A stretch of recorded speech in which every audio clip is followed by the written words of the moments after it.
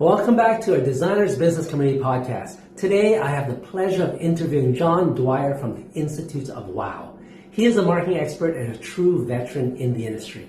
In this episode, I explore with him the challenges that creative entrepreneurs like designers have when they are marketing and promoting their business. He shares with us some solutions and knowledge on what he calls direct response marketing. I'm excited to dive into it, so let's bring him on.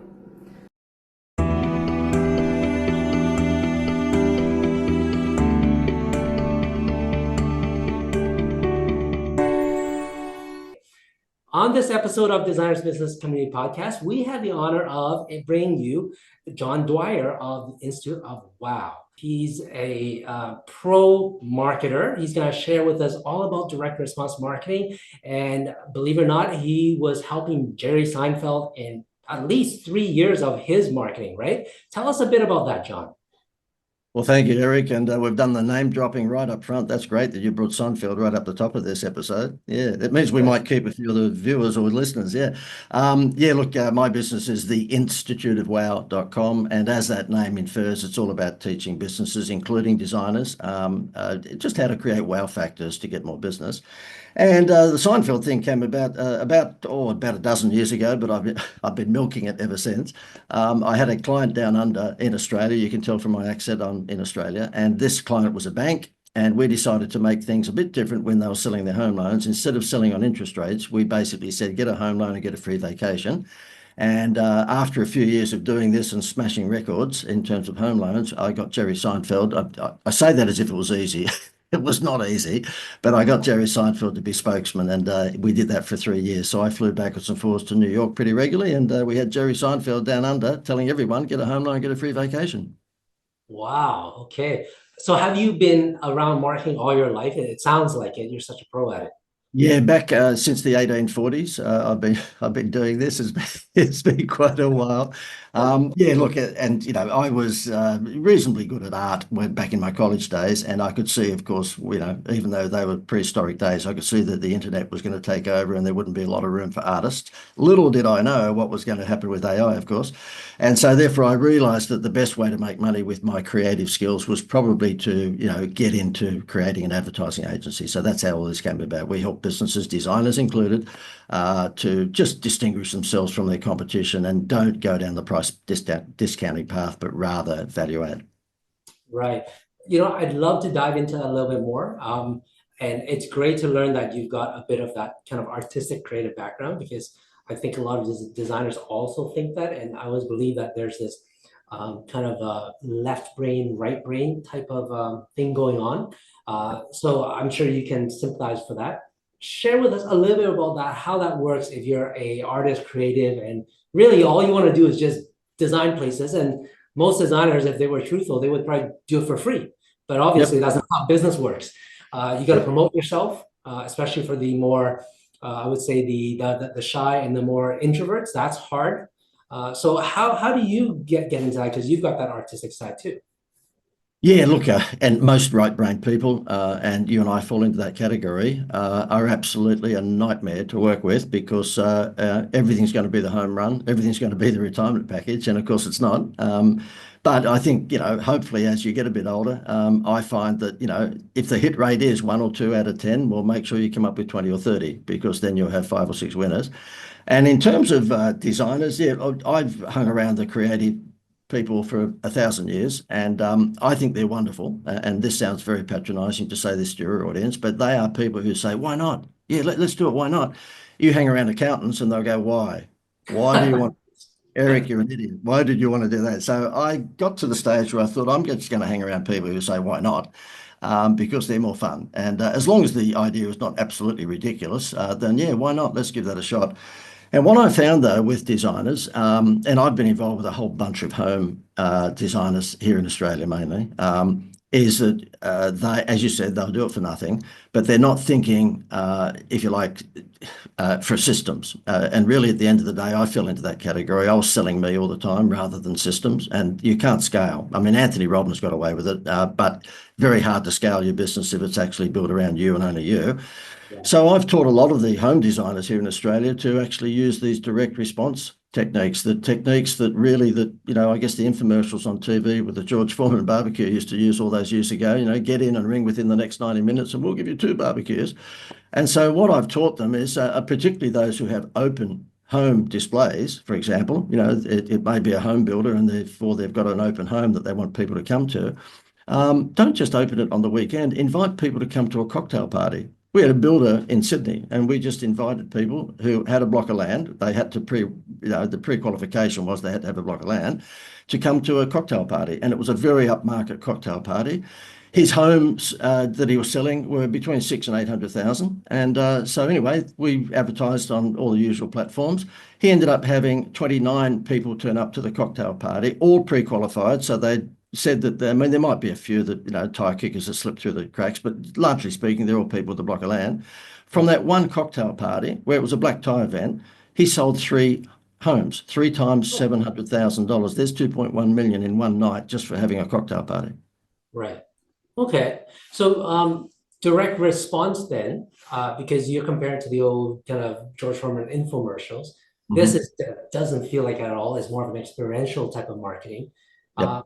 Help us walk it through from what it originally format was to now this new and improved direct response marketing.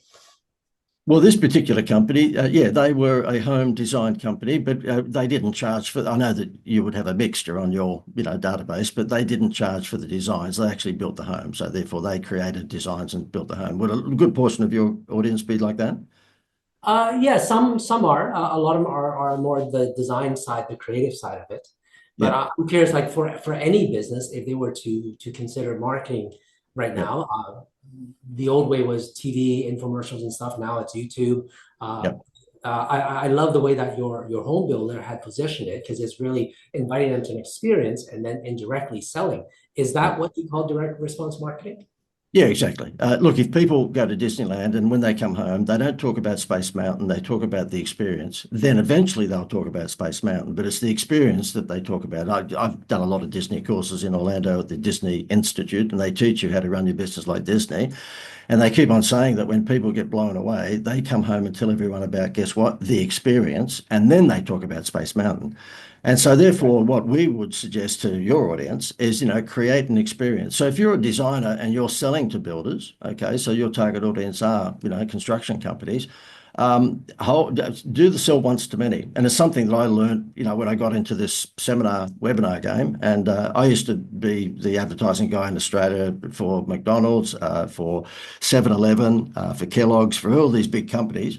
And when I got out of that and got into providing advice to smaller businesses, and we're not talking mum and dad fish shops, but we're talking smaller businesses than McDonald's, I found that what they lacked is that they were a very good technician. So they were a great dental surgeon and they had, 16 dentists with them in their dental surgeon, but no one at university ever taught them how to get customers. They just taught them how to be a good dentist. So in your instance with the designers, I think anyone that's watching or listening this might consider the formula that we have these days, which is just the Anthony Robbins formula, and it's called sell once to many. So never ever have a one-on-one meeting, and I'm saying that with tongue in cheek. Of course you would. If the client was a big one, you'd have a one-on-one meeting. But basically, what you would do is you'd either have a webinar once every week or maybe once every month, and invite 16 developers to come and watch you because you're you're Canada's best designer, or you do what this particular home construction company did is that you have not a seminar but a cocktail party. And guess where you'd have the cocktail party? Of course, in your home. So they're there watching and seeing exactly the magic that you can provide to them. It's called sell once to many or scaling, whatever you want to call it. Got it. Okay, that makes complete sense. It's a much more efficient use of your marketing time.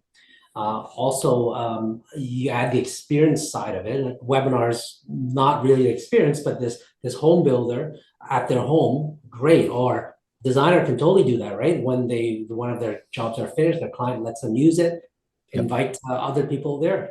I think that's really good because what I find now, and I'm not sure if you agree, is there's just way too much marketing noise, is what I call it when I talk to my business coaching clients. There's like Instagram, there's Facebook, there's so many people just knocking on your door to, hey, try this. And without a really solid marketing strategy, knowing exactly which channel to use, most people will get lost. So this is a whole other, I don't know if you call it tactic or strategy, but it's interesting, especially if you're selling, I would say, higher ticket items. You kind of Yep. need to nurture them through an experience. Would you say But that's the you case? know, you do, and nurturing, of course, is part of what any marketing campaign should be. So that the moment that they click your advertisement, then of course they get an instant email and an instant, SMS, and then over the course of the next week or two or three, then they receive reminders. However, there's a quick way of getting leads, and whatever platform suits your audience, and in your instance, your audience's instance, it may be a combination of your Facebooks and perhaps LinkedIn and possibly even Instagram. I doubt that TikTok would be probably the audience, but we do this for a lot of businesses. We tell them just hold a contest. So therefore, if it was a dental surgery, for example, I would say, okay, hold a contest. We do it all for them, but they can do it themselves. The idea is very simple to swipe. Hold a contest and give away invisible braces. And so these days, of course, the kids don't want metal in their mouth. If they've got crooked teeth, they have these invisible braces called clear aligners. And they're normally $4,000 or $5,000 if you go to a dental surgery. So this happened just before Christmas. We put one out on Facebook. We ran a contest for parents with children that might have crooked teeth. And we said, win a pair of invisible braces. He had 1,000 entries in the first week. 1,000 entries in the first week. So therefore he gave one away, but he had 999 parents who said, my child's got crooked teeth. Now, Right. that's a database from heaven. That's not a database. That's a lead. That's a red hot lead that my child has crooked teeth. And I can do it myself. I mean, I haven't had to do it lately because we're pretty busy, but I can say, look, win a month's worth of marketing consultancy with this guy that Jerry Seinfeld trusted his marketing to for 3 years. How would you like to win 1 month with him? Blah, blah, blah. I will get 200, 300 entries. And of course, give one away, but I've got 299 people who've glowed in the dark and said, I like you. I want your marketing advice. So that's something that your audience might like to consider too. Obviously, if their price points are a gazillion dollars, you can't give away a prize worth a gazillion dollar, but you might be able to, give away time with you. You might like to give away some sort of aspect of the services that you deliver. And guess what? You will attract leads like never before. Right. No, that's a great tip. But I guess if I'm reading between the lines on how to execute that, one big part would be to have some credibility already. Like you've got Jerry Seinfeld that you can name drop, and other famous designers out there could. But what would you say to someone who's starting, maybe not as recognized, maybe 3 years in the game, but not published? Does that work for them, or is it a different way? Yeah, it does. I mean, look, there's no question that the more wrinkles you have, then the more valuable you should be. Okay. And, like I always say to people, if they're choosing a 25-year-old versus me, a baby boomer, I say to them, okay, well, your business needs a heart transplant of marketing, but let's just say you needed a heart transplant. Would you pick the young kid who's 25 who just came out of medical school and said, you know what, I'm going to cut your chest open and give this a hell of a good shot. I haven't done it before, but I promise I'll give it my best. Or someone my age who says, look, I've done this in my sleep for 30 or 40 years. Now, you know who you're going to pick. So there's no question that experience, should deliver you more dollars. However, if you have not got the experience, but you have got the skills, then again, it's a matter of you demonstrating that wizardry. You've got to be David Copperfield in front of the audience, no matter what age you are. So if you are young, but you still are a pretty good magician, just invite them to actually have either, a Zoom call with you one-on-one free of charge, or better still, a group Zoom meeting on Wednesday night at 7 p.m. But you've got to have an Elvis found headline. You can't just say, oh, look, I'm a designer and all of you builders should come and have, a glass of wine with me over Zoom. What you've got to do is you've got to have a secret sauce. You've got to be able to say to them, no matter what your age group, if you come along and attend the Zoom call at 7 o'clock on Wednesday night, I'm going to give you the secret of all secrets to blump, whatever that might be. Right. Got it. That makes a lot of sense. And I guess to get the leads into that would be more of the digital marketing, the Facebook ads, all that stuff to get eyeballs on it, right? Yeah. And you know what, though? It's not that expensive. I mean, I found with small business owners, they're not really looking for advice. When I was doing 7-Eleven and McDonald's, and I was doing all the monopoly style stuff at McDonald's, and I did all the big scratch bingos for, Rupert Murdoch's newspaper. So we're into this sales promotion arena. And what I found, the bigger businesses would pay me a fair whack of money for advice, because they realise the value of advice. But what I found with smaller businesses that are doing south of 5 million, they don't want advice. They just want it done for them. They a bit like me when I go to the car mechanic. He says, "Oh, look, we can actually charge you less if you go out and get your own car, piston or this." I said, "Mate, I'll give you $4 million. Just fix the damn car. I don't want to know how to fix it." And I found that a lot of business owners, in fact, most that are doing south of 5 million, they just want you to do it. They just want it fixed.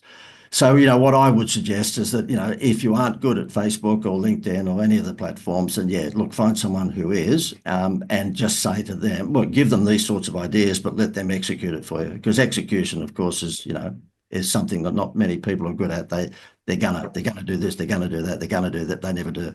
Of course. Yeah. And is that something your team can do for people who, if they want a done for you service? Yeah, yeah, yeah. Look, I've surrounded myself with a bunch of 30 somethings, and they're all pretty good at this sort of stuff. So therefore, I mean, B2B advertising, we pay for what we advertise. I'll advertise a big promotion. We have a big travel promotion, for example, whereby we give people the opportunity to attract customers to their business by giving away vacation vouchers. We get the vacation vouchers pretty much for free because the hotels in Vegas and New York and Toronto and Vancouver and all these places outside of school vacations, they've got 30% of the rooms empty. So we get the rooms for free. We package it up and we give these vacation vouchers to businesses as a Happy Meal toy for $50. So they give away $1,000 value voucher to get people to basically buy their refrigerator or their lawn mowing service or whatever it might be. But the voucher that's worth $1,000 for 3 or 4 nights accommodation, they get for $50. So it's a no-brainer.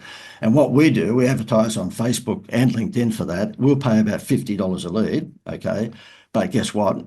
We would probably close 1 in 5. And that means that's 5 times $50. So it's $250, but we will get 2 or 3 grand for that. So that Right. makes sense. If your CPL, your cost per lead is relatively modest and you're selling something which is a high ticket, yeah, this is the best form of instant leads you've ever seen in your lifetime. Right. No, that's great. I love that you break down the math for that too. So maybe last question, last tip, hopefully, is if you think about the designer who's hasn't been taught business, hasn't been taught marketing, and probably a bit more of an introvert, not quite experienced in the sales side of business, right? They're more creative and artistic. And I have a lot of clients who have a fear around promotion, right? Whether it's a imposter syndrome or something along where they don't feel comfortable promoting and doing that really high sales, kind of like more like the US type of culture versus the more reserved. What tip would you give to them around that to help them promote their business better? And Eric, look, it's difficult for me to answer that without being sarcastic because I am a touch sarcastic. And normally I would say to people, if you are an introvert, go and get a job. You are not going Right. to win. Okay, so Right. that's what Right. and I'm in marketing, so I'm a show off. Of course, when people ever say to me, if I'm doing a seminar or conference, they go, "Oh, you're a bit of a show off." I go, "Do you want your marketing advisor to be like an accountant?" I don't think so. Of course, I'm a show off. But yeah, putting that sarcasm aside, of course, if you're introverted, you can still make a lot of money in business. There's no question about that. I mean, look at Bill Gates, for God's sake. I mean, he's not going to have his own Tonight Show, but I think he's made a few dollars, yeah. True. What I would suggest you do is that, as Jim Rohn, the philosopher, said many years ago, you are the average of the 5 people you hang around with, okay? So if you hang around with drug addicts, you're probably going to be a drug addict. So I would suggest that if you are inherently introverted yourself, then try and surround yourself with people, like you or me. I'm not saying you and me, but I mean people who are a little bit out there, people who are quite happy to talk underwater, and people who actually can say, why not? Oh, why not? Let's do that. Why not? Right. And that's the best advice I can give because look, if you are in your 20s or 30s, it's all too late for you to have a personality injection of a comedian. I mean, it's all over. If Yeah. you've been introverted at school and you weren't the one that jumped up to the good-looking girl and asked her to dance, then I don't think it's going to change when you're 30. So I would suggest, yeah, find some crazy people, and of course with qualifications, and hang around them. And I know it sounds like I'm being a bit self-serving because we are crazy, but yeah, I've got a lot of clients who have come on board who are somewhat introverted, and we just add some pixie dust to their business. Yeah. No, I love that tip. I actually love that quote from Jim Rome also. I was just having a conversation with my daughters about that to get them to hold the right social circles, right? Yeah. So yeah, thank you for that. I guess I'd like to end it off by just having access to you and how do people connect with you if they love what you're talking about here? Yes, well, I'd love to say to you that I don't need any work because I've got my own private island. But unfortunately, that's not the case. We've had six millennial children. They're all grown up now, but we had six under 12 at one stage. Can you imagine Wow, getting in an aeroplane with six under 12? We scared the daylights out of everyone. man. Yeah, so those six children have eaten as much of my money as they possibly can. So that's why I'm still treading the board. So yeah, look, if you want any help at all, please, I'll just give you my personal email address. It's john@theinstituteofwow.com.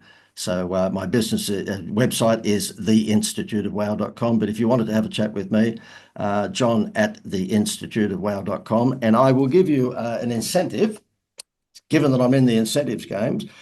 This is a relatively big book, and if you're listening to this, you can't see it, of course, but if you are watching the video version of Eric's show, this is the size of a tabloid newspaper. And because I'm an idiot, I couldn't help but write a stupidly big book. This is like the size of a tabloid, and it's leather bounded, it's gold tipped edges. It's $420 to print. So I can't give you the real book, but I can give you the digital version.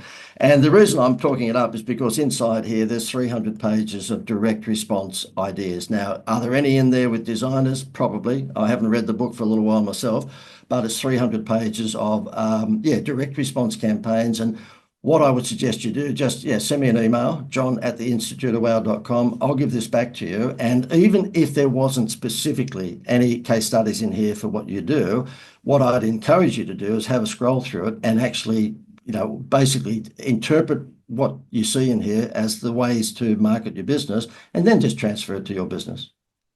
Wow, that is wow. Okay, now I know why. Awesome. Thank you so much, John. It's been great. Thank you for dropping some really good marketing knowledge with us.